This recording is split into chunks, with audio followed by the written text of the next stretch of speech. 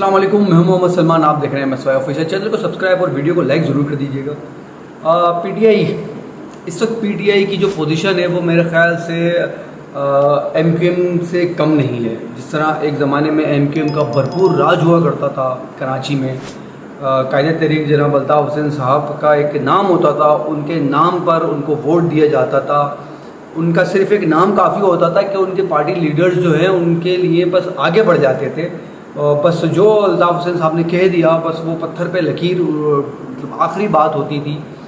लेकिन एक वक्त गुज़रता गया, लोग आते गए, काफ़िला बनता गया, चलता गया, बढ़ता गया। इसी तरह इमरान खान साहब ने अपनी पार्टी में बहुत सारे लोगों को शामिल किया। एक वक्त ऐसा आया कि वो माशाल्लाह उनको एक इस मुल्क के वज़ीर आज़म बने, लेकिन उस वक्त भी उनको जो सबसे ज़्यादा नुकसान पहुंचाया गया, उनको जो ये कह लें कि उनको जो नुकसान हुआ वो उनको उनके ही साथियों ने दिया। जिस तरह मुशर्रफ साहब को चौधरी बिरादरान ने टफ़ टाइम दिया और एक अच्छी खासी उनकी चलती हुई डिक्टेटरशिप ही सही, लेकिन जिस तरह वो मुल्क को चला रहे थे वो जैसा मुल्क मेरे ख्याल से अब तक बेहतरीन अंदाज में उन्होंने मुशर्रफ साहब ने पाकिस्तान के तमाम हालात और मामलात को संभाला, चाहे वो मुल्क के अंदरूनी हाल मामलात हों या बैरूनी मामलात हों, कराची की तरक्की हो, सबसे बढ़कर ये कराची की तरक्की। फिर दूसरी बात ये कि मुशर्रफ साहब को डिबोने में जो सबसे बड़ा किरदार था वो उनके करीबी साथियों का था, चौधरी बिरादरान का। इसी तरह अल्ताफ़ हुसैन साहब को जो डिबोने में सबसे बड़ा किरदार था वो उन्हीं के करीबी साथियों का था जो आज उनकी पार्टी के ऊपर कब्जा करके बैठे हुए हैं। बिल्कुल इसी तरह इमरान खान साहब की पार्टी, इमरान खान साहब को जो अपनी पार्टी में नुकसान हुआ वो ये हुआ कि उन्होंने अपने करीबी साथियों को, जिनको उन्होंने समझा कि ये मेरे साथ मुखलिस हैं और मेरे साथ पार्टी को रन करेंगे, पार्टी को आगे बढ़ाएंगे और इस मुल्क के लिए हम काम करेंगे, उन्हीं लोगों ने इमरान खान को डसा। मैं ये अल्फाज अदा कर रहा हूँ, उन्होंने इमरान खान को डसा, उनकी पीठ पे छुरा घोंपा। इमरान खान साहब पिछले काफ़ी अरसे से जेल में हैं।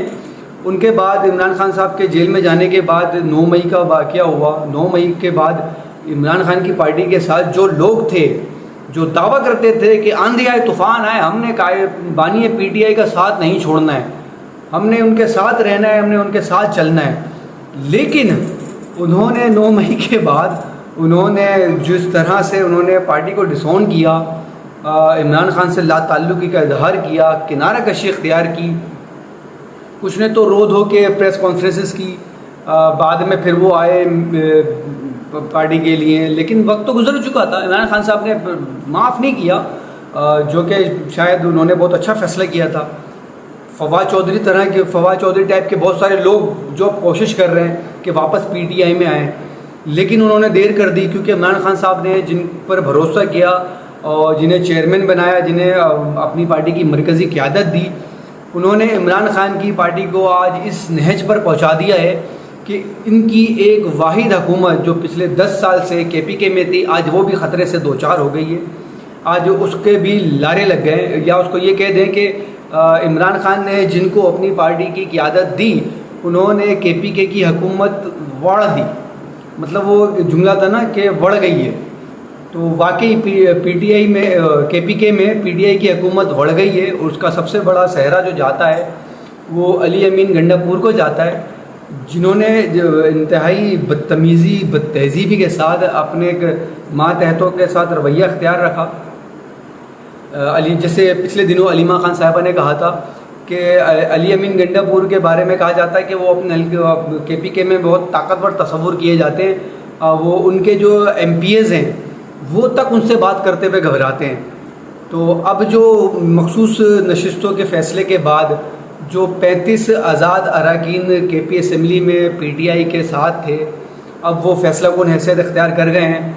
और उसके साथ साथ कौमी असम्बली में इस अदालती फ़ैसले के बाद पीटीआई की जो हैसियत है वो तीसरे दर्जे की रह गई है। जबकि अगर सेनेट की बात करें तो सेनेट में भी पीटीआई ना होने के बराबर हो गई है। तो इस हिसाब से इस सारे सिनेरियो में सबसे ज़्यादा नुकसान सिर्फ़ और सिर्फ इमरान खान को हुआ। बैरिस्टर गौहर, सलमान अकरम राजा और दूसरे जितने भी हैं उन सबको किसी को भी कोई फ़र्क नहीं पड़ा। पिछले दिनों खैबर पख्तूनख्वा के जो पीटीआई के सदर हैं जुनैद अकबर ख़ान, उन्होंने हामिद मीर के प्रोग्राम में एक बात की थी कि पार्टी के जो हालात और मामला चल रहे हैं उसमें लगता नहीं है कि अब ज़्यादा अरसा पार्टी के साथ रहा जा सकता है या पार्टी रन कर सकती है, वो बात आज साबित हो गई, पिछले दिनों साबित हो गई कि बाकी अब ये पार्टी ख़त्म शुद्ध हो गई है।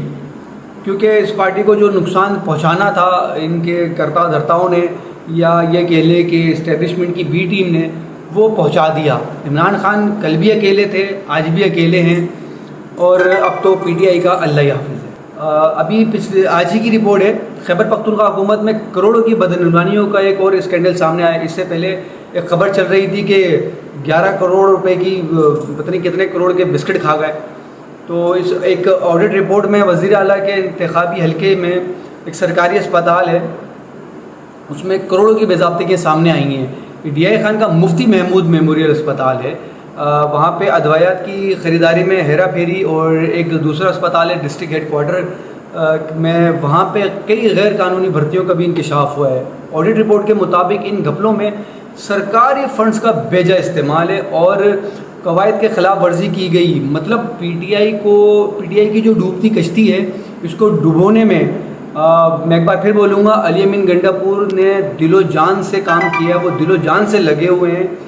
और बस मैं एक बार फिर बोलूँगा कि पीटीआई का अल्लाह ही हाफिज़।